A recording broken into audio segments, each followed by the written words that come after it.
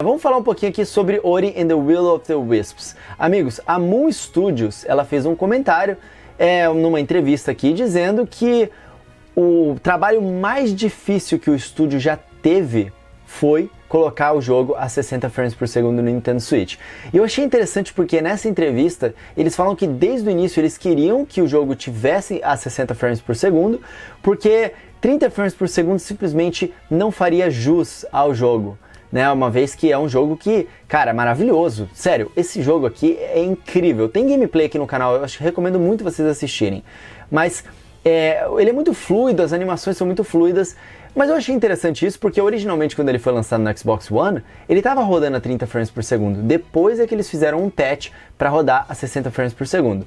Aí eles disseram aqui, ó, muitos de nós nem mesmo acreditávamos que uma meta de 60 frames por segundo estava no nosso alcance, mas a gente sabia que Ori a 30 frames por segundo nunca pareceria certo. A gente sabia que a gente queria aquela resposta instantânea, né, dos controles, animação suave e rolagem horizontal. Aí ele fala assim, honestamente alcançar 60 frames por segundo foi a maior parte do que fizemos durante toda a duração do desenvolvimento desse port. Se vocês viram essa notícia aqui do Nintendo Boy, eles demoraram cerca de 3 meses e meio para fazer esse port do Nintendo Switch, o que eu achei relativamente rápido, mas eu acho que falta de noção minha, né? Um port talvez deve ser mais rápido do que isso.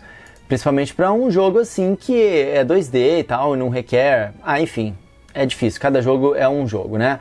Mas tá aqui, eles estavam falando, o port levou muitas iterações, né, muitas melhorias ao longo do tempo, alteração de conteúdo, reescrita da pipeline de renderização, tipo como que o jogo renderiza as animações, renderiza o mapa e tudo, eles tiveram que reescrever tudo isso para o Switch, correção do streaming, otimização de memória e otimização de mecanismos da engine, do núcleo da engine, para atingir os 60 frames por segundo consistentemente.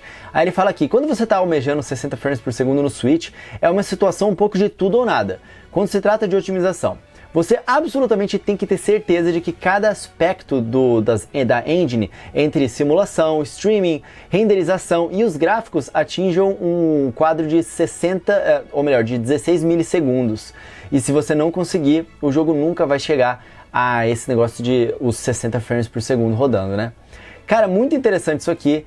E ele fala aqui que essa foi a coisa mais difícil que a gente já fez na Moon Studios e estamos muito felizes com a resposta dos jogadores. Aí esse aqui me deixou com o coração quentinho. É extremamente gratificante ver como tudo deu certo e como todos ficaram gratos por terem visto como o Will of the Wisps funciona nessa plataforma. E de fato, cara, se vocês viram o jeito que minha namorada, a Mari, ela fala sobre o jogo e a gente na gameplay, porque foi ela que jogou a gameplay, eu tava do lado dela, mas a gameplay aqui no canal é ela que tá jogando. E a gente se emociona assistindo e, cara, realmente o fato deles terem conseguido os 60 frames por segundo no Switch valeu muito a pena e a gente, de fato, conseguiu enxergar, né, o trabalho bem feito que os caras fizeram. Parabéns mesmo para Moon Studios, esse aqui é um jogaço.